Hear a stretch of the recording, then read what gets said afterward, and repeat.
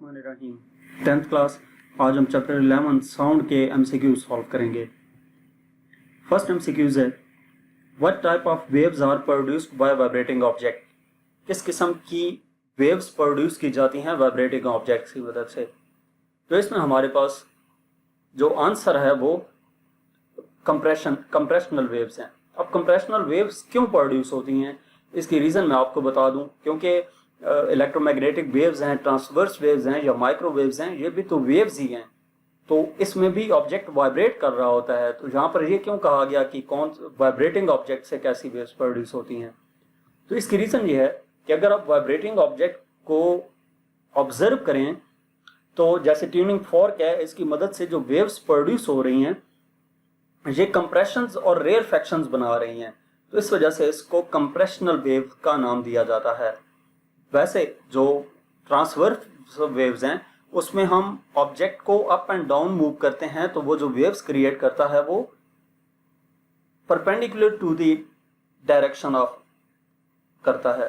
तो इस वजह से जो वाइब्रेटिंग ऑब्जेक्ट है उसकी मदद से हमारे पास जो ऑब्जेक्ट्स जो वेव्स प्रोड्यूस होती हैं वो कंप्रेशनल वेव्स होंगी।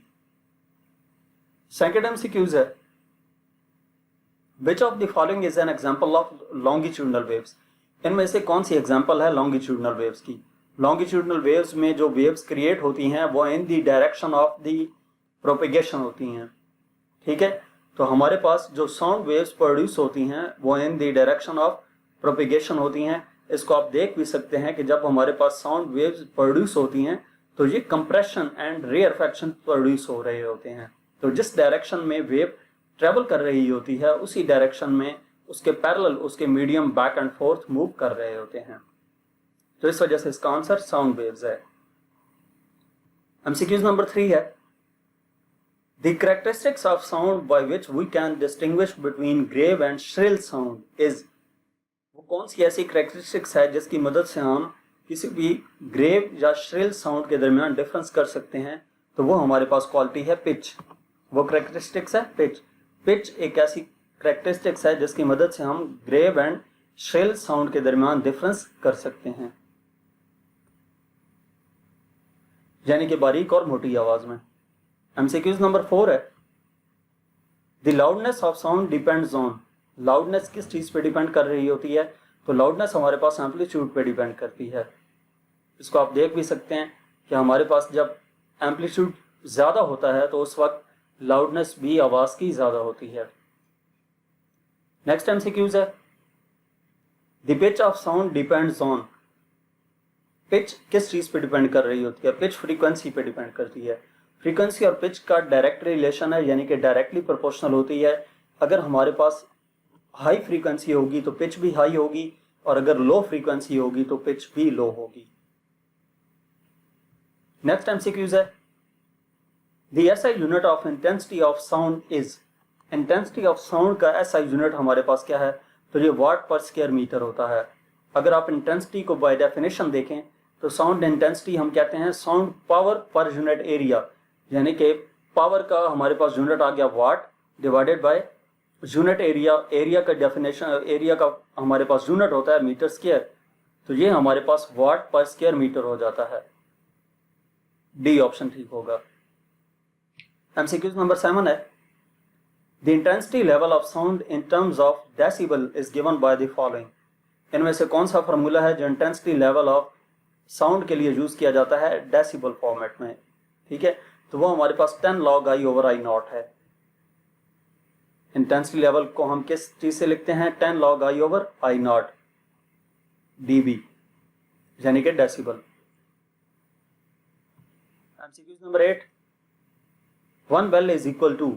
1 बेल किसकी इक्वल होती है, जो 1 बेल 10 डेसिबल की इक्वल होती है, 10 dB की इक्वल होती है। वैसे भी अगर आप डेसिबल की वैल्यू देखें, डेसी किसकी इक्वल होता है, 10 पावर -1 के।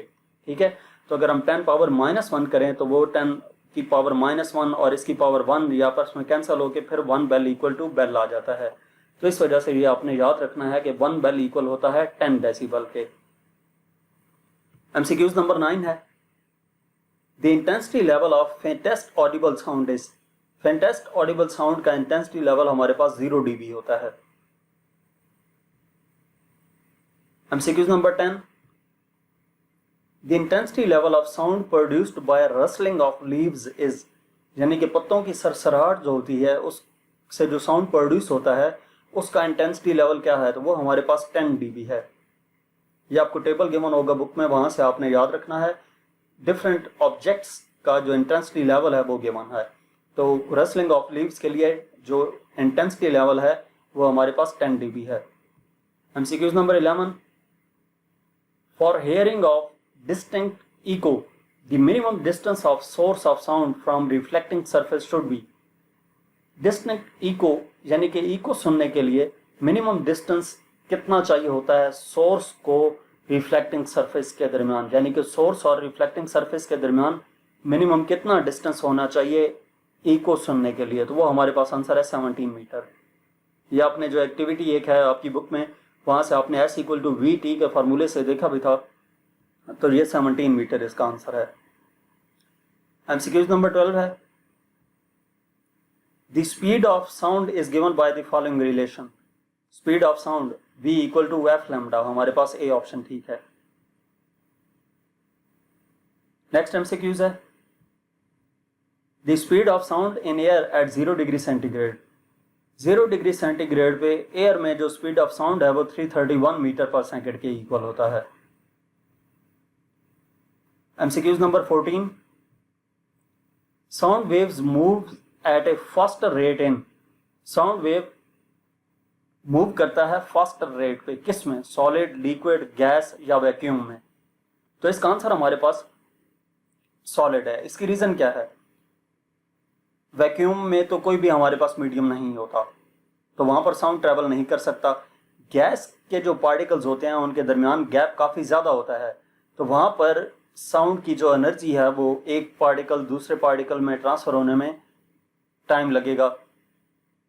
तो इस वजह से गैस में सबसे लो, लिक्विड में गैस से ज्यादा और सॉलिड से कम, और सॉलिड के जो पार्टिकल्स होते हैं वो एक दूसरे के क्लोज होते हैं बिल्कुल, तो उनको एनर्जी एक पॉइंट से दूसरे, एक पार्टिकल को अपनी एनर्जी दूसरे पार्टिकल को ट्रांसफर करने में ज्यादा टाइम नहीं लगता, तो इस वजह से इसका ऑप्शन सॉलिड है। आप इसको इस एनिमेशन की मदद से देख भी सकते हैं, ये इसीलिए बनाई गई है कि सॉलिड, लिक्विड और गैस जो हैं, सॉलिड के जो पार्टिकल्स हैं उनके दरमियान गैप ना होने के बराबर है, लिक्विड के दरमियान गैप है और गैस में लिक्विड से भी ज़्यादा है। तो जब ये साउंड ट्रैवल करता है तो जो पार्टिकल्स हैं वो अपनी एनर्जी ज़्यादा जल्दी किस में मूव करवा सकते हैं, सॉलिड्स में, तो इस वजह से इसका ऑप्शन डी सॉलिड ठीक होगा। नेक्स्ट MCQs है, in which of the following the speed of sound will be maximum. इनमें से किस में स्पीड ऑफ साउंड मैक्सिमम होगी, तो डेफिनेटली सॉलिड में, क्योंकि लिक्विड सॉलिड से कम स्पीड होती है, ऑक्सीजन और हाइड्रोजन दोनों गैसेज हैं, तो इनमें भी लिक्विड से भी कम होगी, तो इसका ऑप्शन ए सॉलिड ठीक होगा।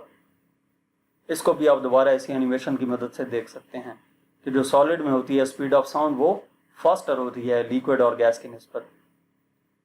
MCQs नंबर 16 है, the audible frequency range for a normal person is. Normal person के लिए audible frequency range 20 hertz to 20 kilo hertz होती है। MCQs number 17, the frequency of infrasonic waves is. Infrasonic waves की frequency less than 20 hertz होती है, यानी कि 20 hertz से 20 किलो हर्ट्ज तक तो हम आवाज़ सुन सकते हैं। इससे कम जो आवाज़ होती है, लेस देन, इससे कम फ्रीक्वेंसी की आवाज़ लेस देन 20 हर्ट्ज, उसको हम इंफ्रासोनिक कहते हैं। ये कुछ डायग्राम में कुछ सोर्सेज दिखाए गए हैं इंफ्रासाउंड के। इसी तरह हमारे पास जो अल्ट्रासाउंड होता है, अल्ट्रासोनिक वेव्स जो होती हैं उनकी फ्रीक्वेंसी ग्रेटर देन 20,000 हर्ट्ज होती है, यानी कि 20K हर्ट्ज, यानी कि जो ह्यूमन रेंज है उस ह्यूमन रेंज से लो फ्रीक्वेंसी को हम इंफ्रासोनिक और उस ह्यूमन रेंज से हाई फ्रीक्वेंसी को हम अल्ट्रासोनिक वेव्स का नाम देते हैं। तो इसको आप देख सकते हैं, ये ऑडिबल फ्रीक्वेंसी रेंज होती है 20 हर्ट्ज से 20 किलो हर्ट्ज तक जो ह्यूमन के लिए है। इंफ्रासाउंड में हमारे पास एलिफेंट आ जाता है, उसको 20 हर्ट्ज से कम फ्रीक्वेंसी की आवाज़ सुनाई देती है, और अल्ट्रासोनिक में हमारे पास चमगादड़ आ जाता है, इसको हाई फ्रीक्वेंसी की आवाज़ भी सुनाई देती है। नेक्स्ट MCQs है, बस जहाँ तक इस चैप्टर के हमारे MCQs थे, इस चैप्टर की एक्सरसाइज के MCQ सॉल्व किए थे। तो मज़ीद किसी भी चैप्टर की एक्सरसाइज का सोल्यूशन देखने के लिए आप हमारी वेबसाइट विजिट कर सकते हैं। इसके अलावा आप हमें इंस्टाग्राम, यूट्यूब और फेसबुक पर फॉलो करें। Thank you.